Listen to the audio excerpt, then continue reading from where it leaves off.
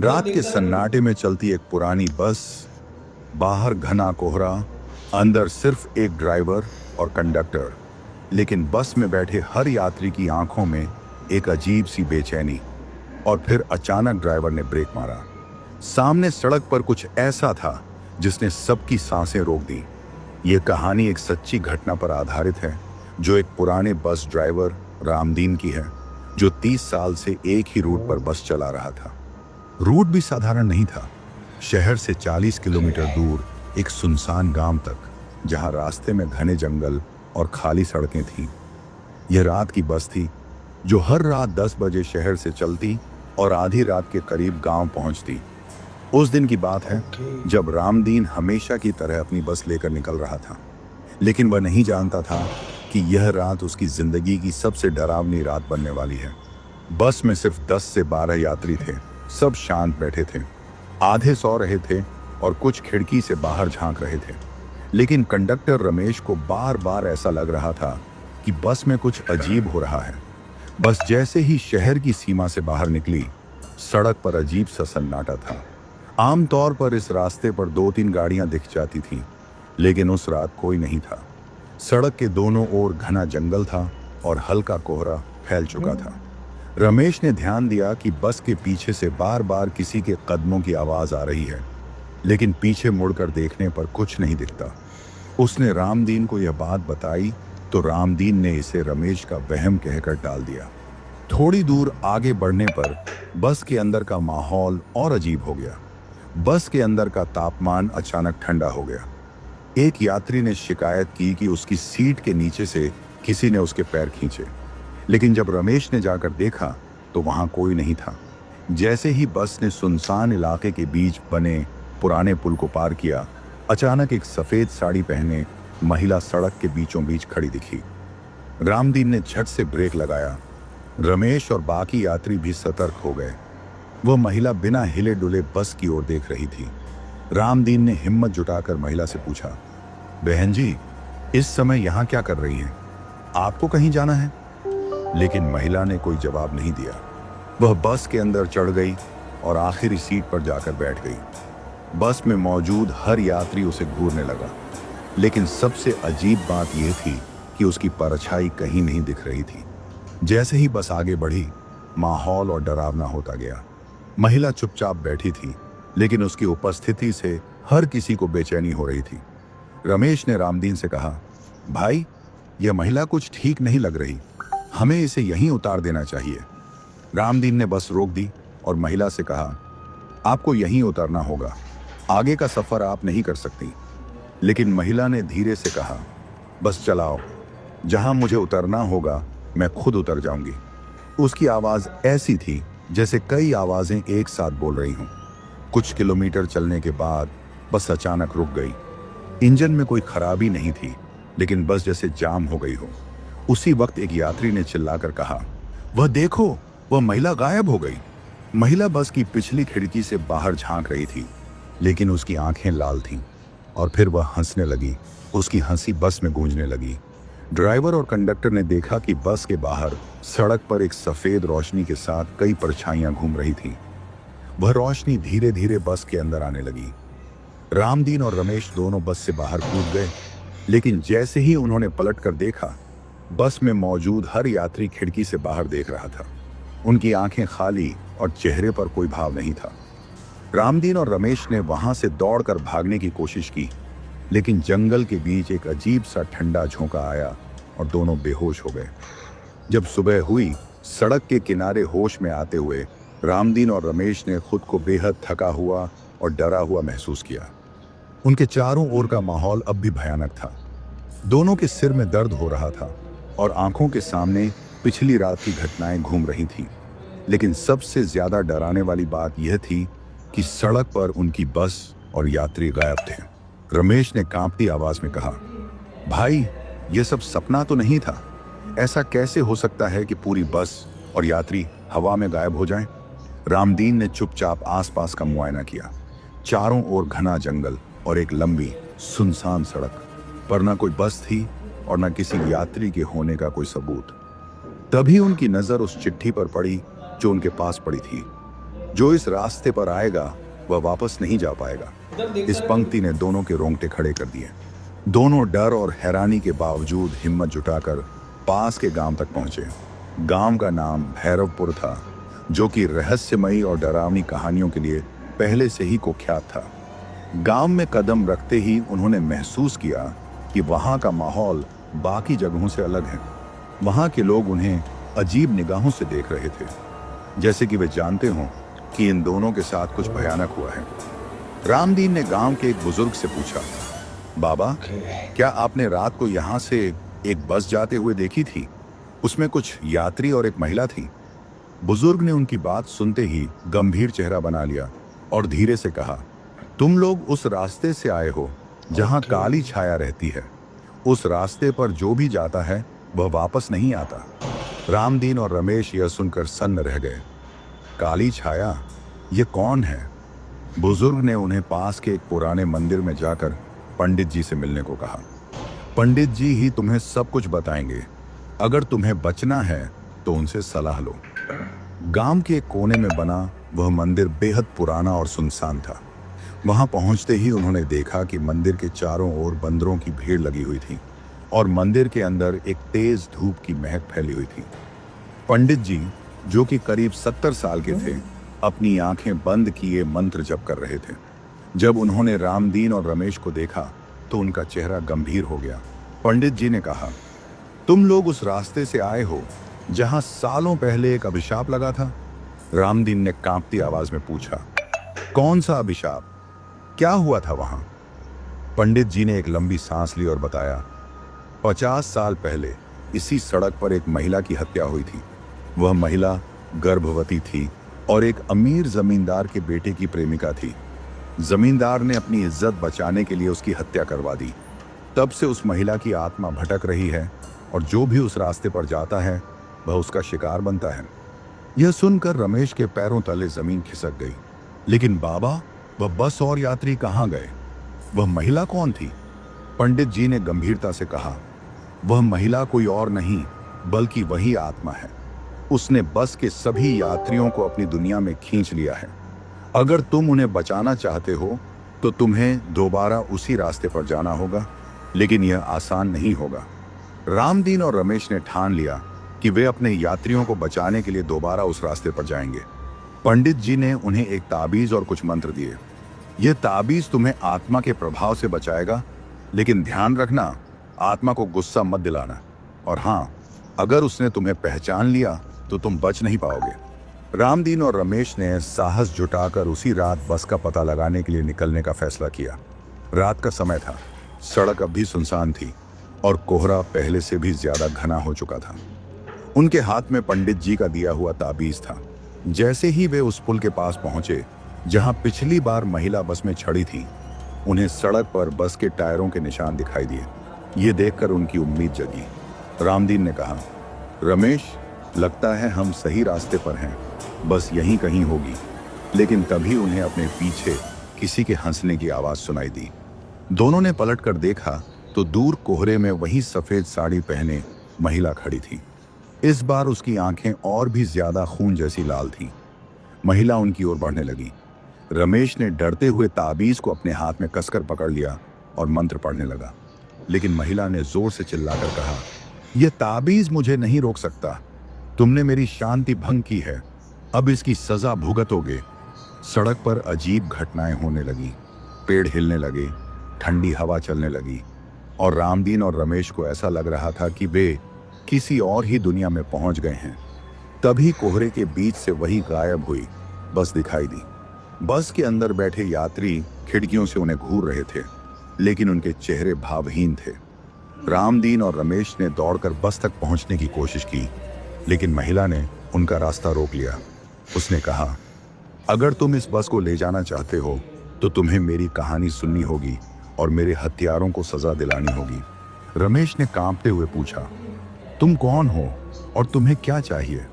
महिला ने कहा, मैं इस दुनिया में तब तक भटकती रहूंगी जब तक मुझे न्याय नहीं मिलता। और तभी बस गायब हो गई। महिला गायब हो गई और रामदीन और रमेश अभी भी उस सुनसान रास्ते पर खड़े थे। चारों ओर कोहरा छाया हुआ था और घने जंगल से अजीब अजीब आवाजें आ रही थीं। दोनों के मन में डर और उलझन थी, लेकिन अब उनके पास लौटने का कोई रास्ता नहीं था। रमेश ने धीमी आवाज में कहा, भाई ये सब क्या हो रहा है?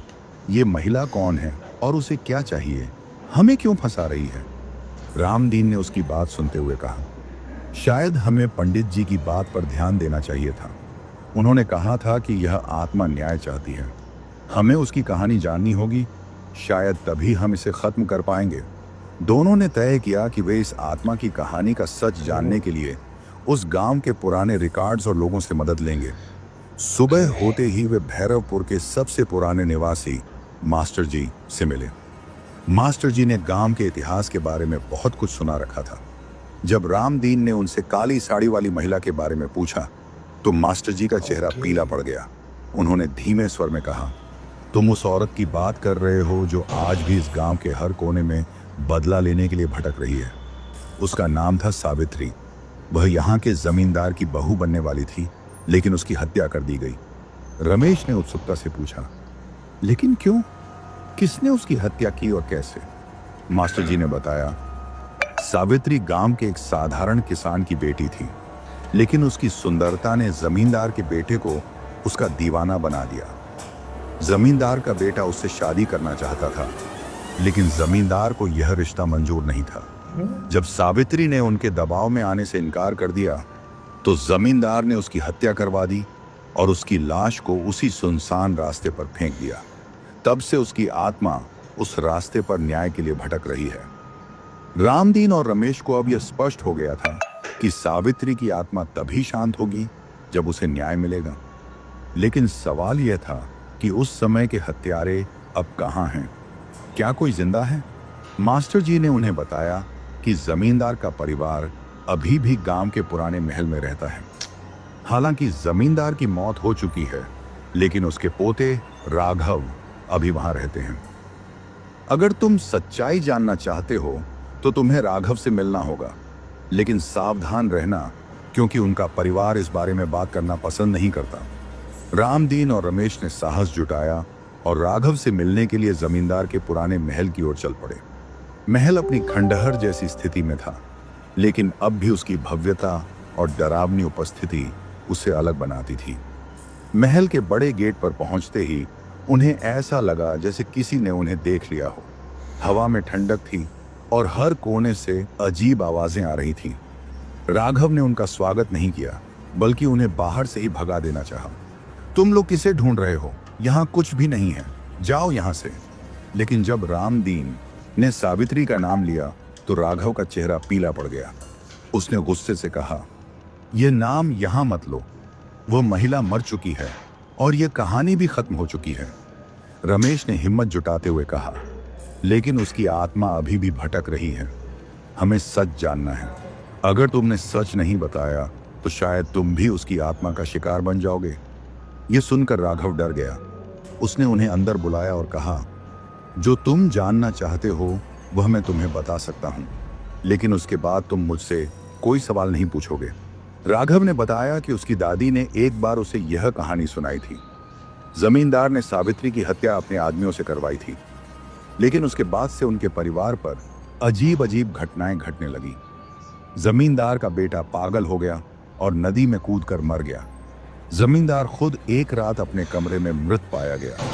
उस रात किसी ने उसे मारा नहीं, लेकिन उसके चेहरे पर डर साफ झलक रहा था। ऐसा लगा जैसे उसने किसी को देखा हो। और तब से हमारा परिवार बर्बाद हो गया। महल से लौटते समय रामदीन और रमेश ने महसूस किया कि कोई उनका पीछा कर रहा है। जैसे ही वे गांव के पास पहुंचे, उन्हें सावित्री की हंसी सुनाई दी। उन्होंने मुड़कर देखा तो वह सफेद साड़ी पहने महिला उनके सामने खड़ी थी। इस बार उसकी आंखों में आंसू थे। उसने कहा, तुम सच जान चुके हो, अब तुम्हें मेरे हथियारों को सजा दिलानी होगी। लेकिन याद रखना, अगर तुमने मेरी मदद नहीं की तो तुम्हारा भी वही हश्र होगा जो बाकी सबका हुआ। रामदीन और रमेश डर के मारे कांपने लगे। उन्होंने हिम्मत जुटाकर कहा, हम तुम्हारी मदद करेंगे, लेकिन हमें यह बताओ कि हम क्या करें। महिला ने कहा, जाओ और उन सभी को इस रास्ते पर बुलाओ जो मेरी मौत के जिम्मेदार हैं। ये रास्ता उनका अंत करेगा। अब रामदीन और रमेश के सामने सबसे बड़ी चुनौती थी। उन्हें यह तय करना था कि वे क्या सावित्री की आत्मा की मदद करेंगे या खुद को बचाने की कोशिश करेंगे। रमेश ने कहा, भाई, हमें यह सब छोड़ देना चाहिए। ये हमारी बस, हमारी नौकरी और हमारी जान से ज्यादा बड़ा है। लेकिन रामदीन ने गंभीरता से कहा, अगर हम इसे छोड़ देंगे तो यह आत्मा हमें कभी नहीं छोड़ेगी। हमें कुछ करना होगा। अचानक हवा में एक तेज झोंका आया और उनके सामने वही चिट्ठी फिर से गिर पड़ी।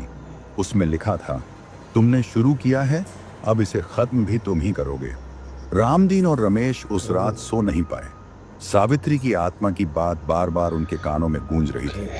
रमेश ने घबराते हुए कहा, भाई, अगर हम उसे उसके हथियारों तक नहीं ले गए तो वह हमें मार डालेगी। लेकिन हम ये कैसे करेंगे? रामदीन ने गंभीरता से कहा, हमारा पहला कदम यह होगा कि हम ये पता लगाएं कि वे लोग अब कहाँ हैं।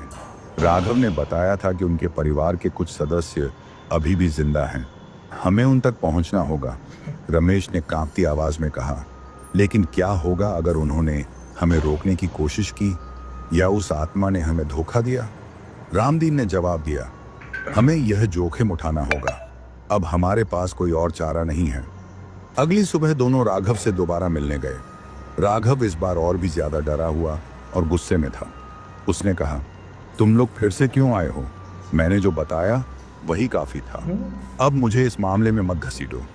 लेकिन जब रामदीन ने सावित्री की आत्मा का नाम लिया तो राघव डर से कांपने लगा।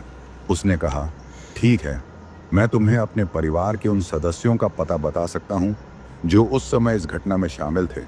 लेकिन ध्यान रखना, वे लोग आसानी से तुम्हारी बात नहीं मानेंगे और अगर सावित्री की आत्मा को गुस्सा आ गया तो तुम्हारी जान बचाना नामुमकिन होगा। राघव ने उन्हें अपने परिवार के 2 बचे हुए सदस्यों का पता दिया। पहला नाम था नारायण सिंह, जो जमींदार का मुख्य सेवक और सावित्री की हत्या का गवाह था। दूसरा नाम था वीरेंद्र सिंह, जो उस समय का एक प्रभावशाली व्यक्ति था और जमींदार का करीबी दोस्त था। नारायण सिंह अब गांव के एक दूर दराज इलाके में अकेला रहता था। वह बूढ़ा हो चुका था और उसकी हालत खस्ता थी। जब रामदीन और रमेश ने उसे सावित्री की हत्या के बारे में पूछा तो उसने घबराते हुए कहा, तुम क्यों इस पुरानी कहानी को छेड़ रहे हो? मुझे इससे दूर रखो। लेकिन जब उन्होंने सावित्री की आत्मा का नाम लिया तो नारायण का चेहरा सफेद पड़ गया। उसने कांपते हुए कहा, मैंने वही किया जो मुझे कहा गया। मैंने उसे मारा नहीं, लेकिन मैंने उसकी लाश को जंगल में फेंकने में मदद की थी। रमेश ने गुस्से से कहा, और तुमने कभी सोचा नहीं कि तुम्हारे इस गुनाह का अंजाम क्या होगा? नारायण ने कहा, वह जमींदार का हुक्म था, मैं मजबूर था। लेकिन अब अगर उसकी आत्मा न्याय चाहती है तो मुझे ले चलो। मैं इस जीवन से वैसे भी थक चुका हूं। वीरेंद्र सिंह शहर में रहता था और अब भी एक अमीर और प्रभावशाली इंसान था। उसके पास पहुंचना आसान नहीं था। रामदीन और रमेश ने उसे फोन करके मिलने की योजना बनाई, लेकिन उसने साफ इनकार कर दिया। रामदीन ने योजना बनाई कि वे उसके घर जाकर उससे सीधे सामना करेंगे। जब वे उसके आलीशान बंगले में पहुंचे तो उन्होंने देखा कि वीरेंद्र सिंह एक गार्डन पार्टी में मशगूल था। जब उन्होंने सावित्री की कहानी छेड़ी तो वीरेंद्र सिंह आग बबूला हो गया। उसने कहा, तुम लोग किस अधिकार से मुझसे यह सब पूछ रहे हो? वह घटना बहुत पुरानी है और उसका मुझसे कोई लेना देना नहीं है। लेकिन जब उन्होंने सावित्री की आत्मा का जिक्र किया तो वीरेंद्र सिंह का चेहरा डर से बदल गया। उसने कहा, अगर उसकी आत्मा अब भी भटक रही है तो मैं उसमें कुछ नहीं कर सकता। मुझे इससे बाहर रखो। रामदीन ने कहा, तुम इससे बाहर नहीं रह सकते। सावित्री की आत्मा तुम्हें तब तक चैन से नहीं रहने देगी जब तक उसे न्याय नहीं मिलता। उसी रात जब नारायण और वीरेन दोनों अपने अपने घरों में थे, अजीब घटनाएं घटन लगी। नारायण के घर में खिड़कियां अपने आप खुलने बंद होने लगी। वीरेन के घर में अजीब परछाइयां दिखाई देने लगी। दोनों को ऐसा लगने लगा कि सावित्री की आत्मा उनके आसपास है। नारायण ने रामदीन को फोन करके कहा, मुझे बचा लो, मैं अब और नहीं सह सकता, मुझे सावित्री के पास ले चलो। रामदीन और रमेश ने नारायण और वीरेन को उस सुनसान रास्ते पर ले जाने का फैसला किया। यह रात और भी ज्यादा डरावनी थी। कोहरा इतना घना था कि कुछ भी साफ नहीं दिख रहा था। जैसे ही वे उस पुल के पास पहुंचे जहां पहली बार सावित्री की आत्मा प्रकट हुई थी, अचानक चारों ओर ठंड बढ़ने लगी। सावित्री की हंसी गूंज उठी। वह सफेद साड़ी पहने उसी तरह प्रकट हुई, लेकिन इस बार उसकी आंखों में गुस्सा और दर्द साफ झलक रहा था। सावित्री ने कहा, तुम दोनों यहाँ हो, लेकिन मेरा तीसरा हत्यारा कहाँ है? रामदीन और रमेश चौंक गए। तीसरा हत्यारा? सावित्री ने कहा, हाँ, वह व्यक्ति जिसने मेरी हत्या के पीछे की योजना बनाई थी, वह जिंदा है। जब तक वह मेरे सामने नहीं आएगा, यह सब खत्म नहीं होगा। रमेश ने डरते हुए पूछा, लेकिन वह कौन है और उसे कहाँ ढूंढें? सावित्री ने एक चिट्ठी उनकी ओर फेंकी। उसमें लिखा था, उसे ढूंढो, वरना यह रास्ता तुम्हारा भी अंत कर देगा। रात के सन्नाटे में सावित्री की आत्मा का गूंजता हुआ स्वर दोनों के कानों में अब भी गूंज रहा था। उसने साफ साफ कहा था, जब तक तीसरा हत्यारा मेरे सामने नहीं आएगा, मैं चैन से नहीं रहूंगी। रमेश ने डरते हुए कहा, भाई, अब यह सब हमारे बस का नहीं है। यह आत्मा हमें खत्म कर देगी। रामदीन ने गंभीरता से जवाब दिया, हमने यह जिम्मेदारी ली है तो इसे पूरा करना ही होगा। हमें उस तीसरे हत्यारे का पता लगाना होगा, वरना यह आत्मा हमें नहीं छोड़ेगी। अगली सुबह वे भैरवपुर के पंचायत भवन पहुंचे। वहां के पुराने रजिस्टर और दस्तावेजों में उन्होंने जमींदार के परिवार और उनके खास लोगों के नाम तलाशने शुरू किए। घंटों की खोज के बाद एक पुराने कागज पर उन्हें एक नाम मिला, रघुनाथ चौधरी। यह नाम पहले कभी नहीं सुना गया था। दस्तावेज में लिखा था कि रघुनाथ जमींदार का सबसे वफादार व्यक्ति था और वह अक्सर जमींदार के सभी गुप्त कामों को अंजाम देता था। रमेश ने हैरानी से पूछा, क्या यह वही तीसरा व्यक्ति हो सकता है? रामदीन ने सिर हिलाते हुए कहा, हमें इसके बारे में और पता लगाना होगा। शायद यह हमें उस तीसरे हत्यारे तक ले जाए। गांव में एक और बुजुर्ग व्यक्ति जिनका नाम जगन्नाथ था, उन्हें रघुनाथ चौधरी के बारे में अधिक जानकारी दे सकते थे। वे उनकी झोपड़ी पर पहुंचे।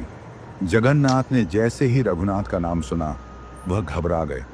उन्होंने डरते हुए कहा, यह नाम फिर से क्यों लिया जा रहा है? वह आदमी बहुत बुरा था। वह जमींदार का सबसे विश्वास पात्र आदमी था, लेकिन उसने अपने फायदे के लिए कुछ भी करने से परहेज नहीं किया। रामदीन ने पूछा, क्या वह सावित्री की हत्या में शामिल था? जगन्नाथ ने गहरी सांस लेते हुए कहा, हाँ, रघुनाथ ही वह शख्स था जिसने सावित्री को पकड़ने और उसकी हत्या की पूरी योजना बनाई थी। वह हमेशा जमींदार के आदेश पर काम करता था। रमेश ने पूछा, लेकिन अब वह कहाँ है? जगन्नाथ ने जवाब दिया, रघुनाथ को मरे हुए कई साल हो गए, लेकिन कहा जाता है कि उसकी आत्मा भी चैन से नहीं है। वह उसी पुराने जंगल के खंडहर में दिखाई देती है। रामदीन और रमेश ने तय किया कि वे उस खंडहर में जाएंगे और वहां रघुनाथ की आत्मा से सच्चाई जानने की कोशिश करेंगे। जैसे ही वे उस खंडहर में पहुंचे, वहां की हवा अचानक ठंडी हो गई। चारों ओर अजीब सी खामोशी थी। खंडहर के भीतर का माहौल डरावना था। टूटी फूटी दीवारें, झूलते हुए मकड़ी के जाले और अजीब सी बदबू। अचानक उन्हें एक परछाई दिखाई दी। यह परछाई मानो उनकी ओर बढ़ रही थी। रमेश ने घबरा कर कहा, भाई, वापस चलते हैं, यह जगह सही नहीं लग रही। लेकिन रामदीन ने हिम्मत दिखाते हुए कहा, नहीं, हमें सच का सामना करना होगा। एक तेज हवा का झोंका आया और रघुनाथ की आत्मा प्रकट हुई। वह गुस्से में चीखते हुए बोली, तुम लोग कौन हो? क्यों मेरी शांति भंग करने आए हो? रामदीन ने हिम्मत जुटाकर कहा, हम सावित्री की आत्मा के आदेश पर आए हैं। उसने हमें तुम्हारे बारे में बताया है। उसने कहा है कि तुम उसकी हत्या में शामिल थे। हमें सच्चाई चाहिए। रघुनाथ की आत्मा गुस्से से कांप उठी। उसने कहा, हाँ, मैं ही वह शख्स था जिसने उसकी हत्या की योजना बनाई थी, लेकिन मैं केवल जमींदार के आदेश का पालन कर रहा था। मैं निर्दोष हूं। जैसे ही रघुनाथ की आत्मा यह कह रही थी, अचानक खंडहर में ठंड और बढ़ गई। सावित्री की आत्मा वहां प्रकट हुई। उसने गुस्से में कहा, तुम झूठ बोल रहे हो। तुमने मुझे मारने का आदेश दिया था। तुमने मेरी जिंदगी बर्बाद कर दी। रघुनाथ की आत्मा डरते हुए बोली, मैंने वही किया जो जमींदार ने कहा था, लेकिन मुझे इसका पछतावा है। कृपया मुझे माफ कर दो। सावित्री ने कहा, मुझे माफी नहीं चाहिए, मुझे न्याय चाहिए, और वह न्याय तब मिलेगा जब तुम सबको सजा मिलेगी। खंडहर की दीवारें हिलने लगी और ऐसा लगा जैसे सब कुछ गिरने वाला हो। सावित्री की आत्मा ने कहा, तुमने मेरी हत्या की, लेकिन अब तुम्हें इसकी सजा भुगतनी होगी। अचानक एक जोरदार चीख गूंजी और रघुनाथ की आत्मा गायब हो गई। खंडहर में सन्नाटा छा गया। रामदीन और रमेश कांपते हुए खड़े थे। सावित्री ने उनकी ओर मुड़ते हुए कहा, तुमने अच्छा किया, लेकिन अभी यह खत्म नहीं हुआ है। मुझे न्याय दिलाने के लिए तुम्हें एक और व्यक्ति को ढूंढना होगा, वह व्यक्ति जो इस सब के पीछे का असली मास्टरमाइंड है। रमेश ने घबराते हुए पूछा, लेकिन वह कौन है? सावित्री ने जवाब नहीं दिया। वह गायब हो गई, लेकिन जाते जाते उसने एक संकेत दिया, पुराने महल में लौटो, वहां तुम्हें जवाब मिलेगा। रात का समय था। रामदीन और रमेश गांव से बाहर उस पुराने महल की ओर बढ़ रहे थे। ये महल वर्षों से वीरान पड़ा था और गांव के लोग इसे भूतों का बसेरा कहते थे। रास्ते में घने जंगल से गुजरते हुए दोनों के मन में डर गहराता जा रहा था। रमेश ने कांपती आवाज में कहा, भाई क्या ये जरूरी है? हमें लगता है कि इस महल में जाना हमारी सबसे बड़ी गलती हो सकती है। रामदीन ने जवाब दिया, हम अब इस यात्रा को अधूरा नहीं छोड़ सकते। अगर हमने इसे अधूरा छोड़ा तो यह आत्मा हमें चैन से जीने नहीं देगी। घने पेड़ों के बीच से एक विशाल, अंधेरा और भयानक महल नजर आया। महल की टूटी फूटी दीवारें और झाड़ियों से ढकी खिड़कियां किसी डरावनी कहानी का हिस्सा लग रही थीं। महल के पास पहुंचते ही एक ठंडी हवा का झोंका आया, जिससे दोनों के रोंगटे खड़े हो गए। महल का मुख्य दरवाजा अपने आप खुल गया, जैसे कोई उन्हें अंदर आने का न्योता दे रहा हो। महल के अंदर का माहौल और भी खौफनाक था। दीवारों पर अजीब सी आकृतियां बनी हुई थी। हवा में सीलन और खून जैसी बदबू फैली हुई थी। जैसे ही वे मुख्य हॉल में पहुंचे, वहां एक पुरानी लकड़ी की मेज पर एक किताब रखी हुई थी। किताब धूल से ढकी थी, लेकिन जब रामदीन ने उसे खोला तो उसमें सावित्री की जिंदगी और उसकी हत्या के बारे में कई डरावने तथ्य लिखे हुए थे। किताब में लिखा था, उस व्यक्ति को ढूंढो जिसने मेरे मासूम जीवन को बर्बाद किया। वह न केवल मेरी हत्या का मास्टरमाइंड है, बल्कि उसने कई और जिंदगियों को बर्बाद किया है। उसके पापों की सजा देने का समय आ गया है। रामदीन ने ध्यान दिया कि किताब में एक नाम लिखा था, चंद्रभान ठाकुर। रमेश ने चौंकते हुए कहा, चंद्रभान ठाकुर? ये कौन हो सकता है? हमने पहले इस नाम के बारे में कभी नहीं सुना। रामदीन ने कहा, यही व्यक्ति इस कहानी का असली मास्टरमाइंड है। हमें इसके बारे में पता लगाना होगा। जैसे ही वे आगे बढ़े, महल के चारों ओर अजीब घटनाएं होने लगी। खिड़कियां अपने आप खुलने बंद होने लगी। दीवारों पर साए उभरने लगे।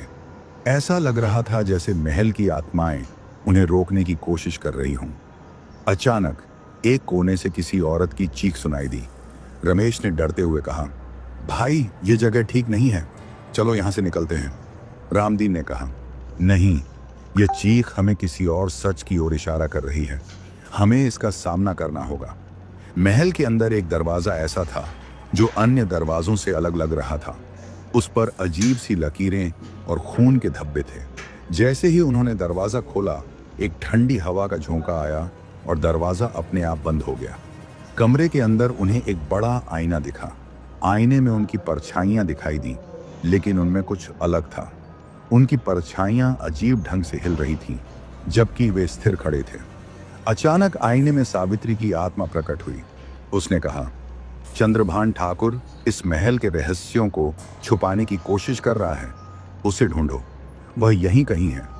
आईने के पास एक गुप्त दरवाजा था जो महल के तहखाने की ओर जाता था। जब वे उस दरवाजे से नीचे गए तो उन्हें एक लंबी अंधेरी सुरंग मिली। सुरंग में खून के निशान और दीवारों पर अजीब सी आकृतियां बनी हुई थी। सुरंग के अंत में एक बड़ा कमरा था। कमरे के बीचों बीच एक पुराना सिंहासन था और सिंहासन पर एक आदमी की परछाई दिखाई दे रही थी। जैसे ही वे उस कमरे के करीब पहुंचे, सिंहासन पर बैठा आदमी उठ खड़ा हुआ। उसने हंसते हुए कहा, तो तुम लोग आखिरकार यहां तक पहुंच ही गए। मैं ही चंद्रभान ठाकुर हूं। रामदीन ने गुस्से से कहा, तुमने सावित्री की हत्या की योजना बनाई थी, तुम्हें इसका जवाब देना होगा। चंद्रभान ने ठंडी हंसी के साथ कहा, हाँ, मैंने उसे मारा, लेकिन वह सिर्फ एक शुरुआत थी। मैं उस जमींदार का वफादार था और जो कुछ मैंने किया वह उसके आदेश पर किया। लेकिन अब मैं खुद अपनी शक्ति का स्वामी हूं और तुम दोनों मेरे खेल के सिर्फ मोहरे हो। चंद्रभान ने अपने हाथ उठाए और पूरा कमरा हिलने लगा। दीवारों से खून टपकने लगा। चारों ओर से अजीब साए उभरने लगे जो रामदीन और रमेश की ओर बढ़ रहे थे। सावित्री की आत्मा फिर प्रकट हुई और उसने कहा, चंद्रभान, तुम्हारा अंत अब करीब है। लेकिन चंद्रभान ने जोर से हंसते हुए कहा, मेरा अंत कोई नहीं कर सकता, न तुम न ये दोनों।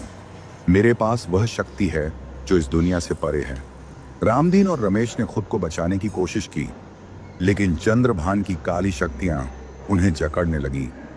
अचानक सावित्री की आत्मा ने एक रोशनी छोड़ी जिससे चंद्रभान थोड़ा पीछे हट गया।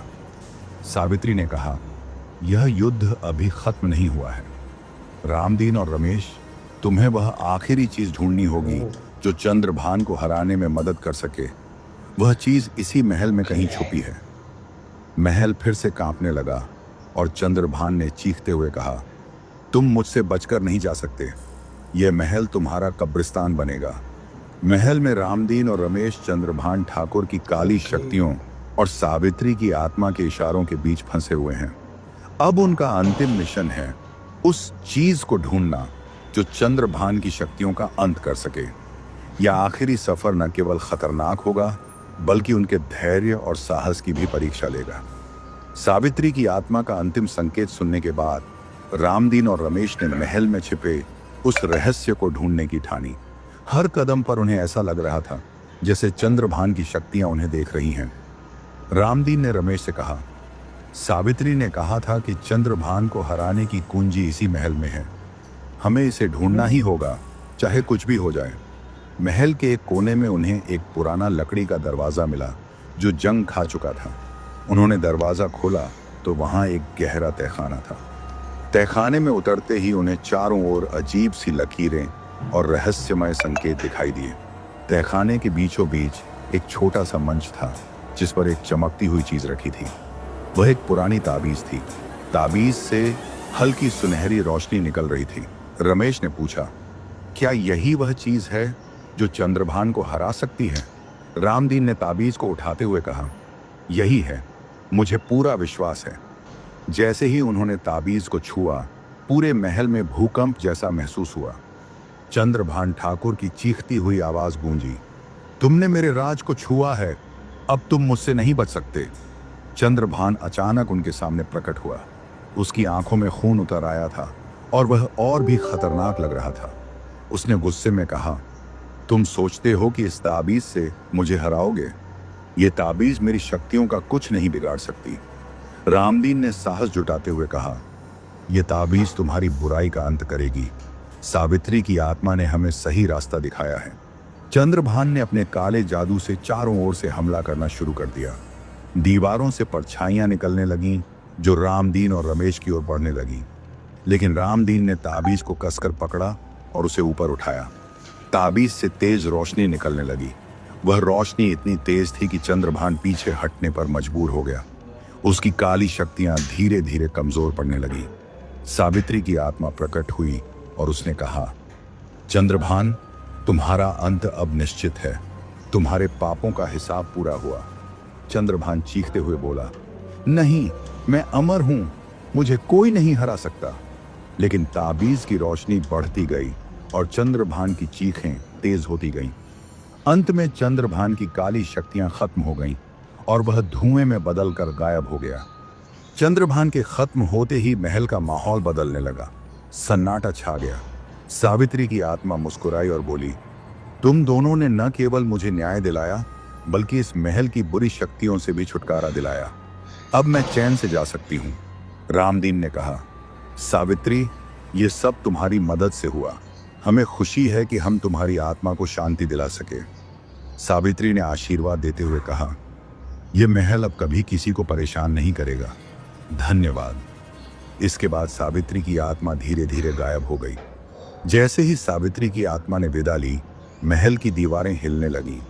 ऐसा लग रहा था जैसे पूरा महल गिरने वाला हो। रामदीन और रमेश ने तुरंत वहां से भागने की कोशिश की। वे जैसे तैसे बाहर निकले और उनके पीछे पूरा महल गिर गया। महल अब पूरी तरह से खंडहर में बदल चुका था।